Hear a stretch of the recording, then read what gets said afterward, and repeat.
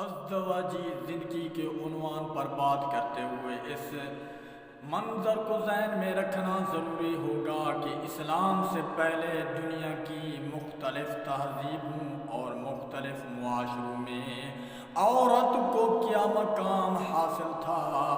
تاریخ کا مطالعہ کیا جائے تو یہ بات روز روشن کی طرح بیان ہوتی ہے کہ اسلام سے پہلے دنیا کے مختلف ممالک میں عورت اپنے بنیادی حقوق سے بالکل محروم تھی۔ فرانس میں عورت کے بارے میں یہ تصور تھا کہ یہ آدھا انسان ہے، اس لیے معاشرے کی تمام خرابیوں کا ذریعہ یہ عورت بنتی ہے۔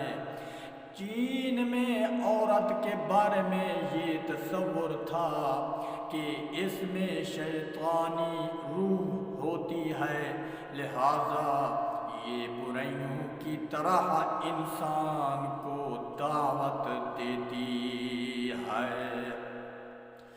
جاپان میں عورت کے بارے میں یہ تصور تھا کہ یہ ناپاک پیدا کی گئی ہے، اس لیے عبادت گاہوں سے اس عورت کو دور رکھا جاتا تھا۔ ہندو ازم میں جس عورت کا خامند مر جاتا اس کو معاشرے میں زندہ رہنے کی قابل نہیں سمجھا جاتا تھا، اس لیے ضروری تھا کہ وہ اپنے خامند کی تناش کے ساتھ زندہ جل کر اپنے آپ کو ختم کر لے۔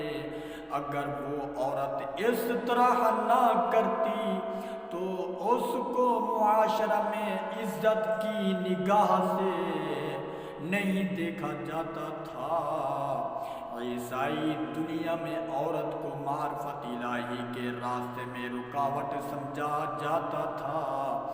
عورتوں کو تعلیم دی جاتی تھی کہ کنواری رہ کر زندگی گزاریں، جبکہ مرد راہب بن کر رہنا اعزاز سمجھتے تھے۔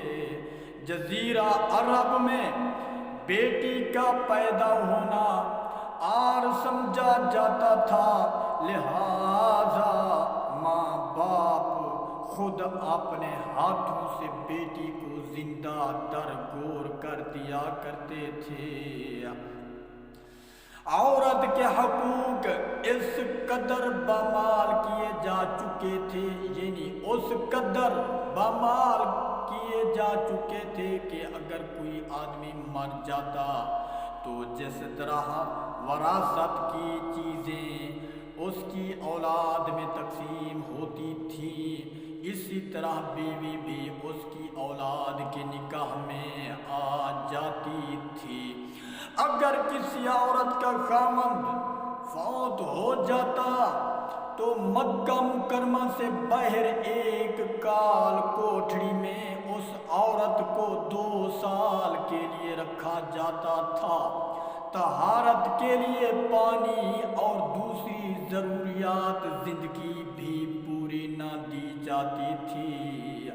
اگر 2 سال وہ عورت کاٹ کر بھی عورت زندہ رہتی تو اس کا منہ کالا کر کے مکہ مکرمہ میں پھرایا جاتا تھا، اس کے بعد اسے گھر میں رہنے کی اجازت دی جاتی تھی۔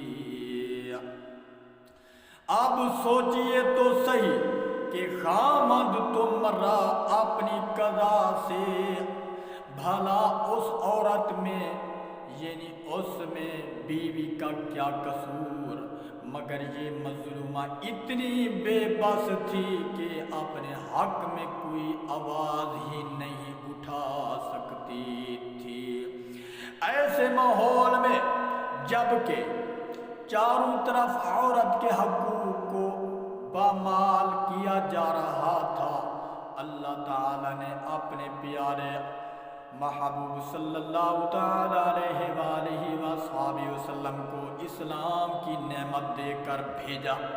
حضور صلی اللہ تعالی علیہ وآلہ وصحبہ وسلم دنیا میں تشریف لائے، اور حضور صلی اللہ تعالی علیہ وآلہ وصحبہ وسلم نے آ کر عورت کے مقام کو بلند کیا، بتلایا کہ اے لوگوں، اگر یہ عورت بیٹی ہے یعنی بیٹی ہے تو تمہاری عزت ہے، اگر یہ عورت بہن ہے تو تمہارا ناموس ہے، اگر یہ عورت بیوی ہے تو زندگی کی ساتھی ہے، اگر ماں ہے تو اس کے قدم میں تمہاری جنت ہے۔ سبحان اللہ۔ معزز سامعین، وہ لوگ کس قدر سخت دل ہوں گے جو اپنی بیٹیوں کو زندہ درگور کر دیا کرتے تھے۔ دفن ہونے والی معصوم بچیوں کی چیخ و پکار ان کے کانوں میں پڑتی ہوں گی، مگر ان کا ضمیر ان کو نہیں جھنجھوڑتا ہوگا۔ ایسے حالات میں حضور صلی اللہ تعالی علیہ وآلہ وصحبہ وسلم نے اپنی 2 انگلیوں کا اشارہ کر کے فرمایا، جس آدمی کے گھر میں 2 بیٹیاں ہوں گی وہ ان کی اچھی پرورش کرے گا، حتیٰ کہ ان کا نکاح کر دے گا، تو وہ آدمی جنت میں میرے ساتھ ایسے ہوگا جیسے ہاتھ کی 2 انگلیاں ایک دوسرے کے ساتھ ہوتی ہیں۔ سبحان اللہ۔ میرے دوستو بھائیو، دعا ہے کہ اللہ تبارک و تعالی میرا پڑھنا تمہارا سننا تمہارا قبول فرمائے، آمین۔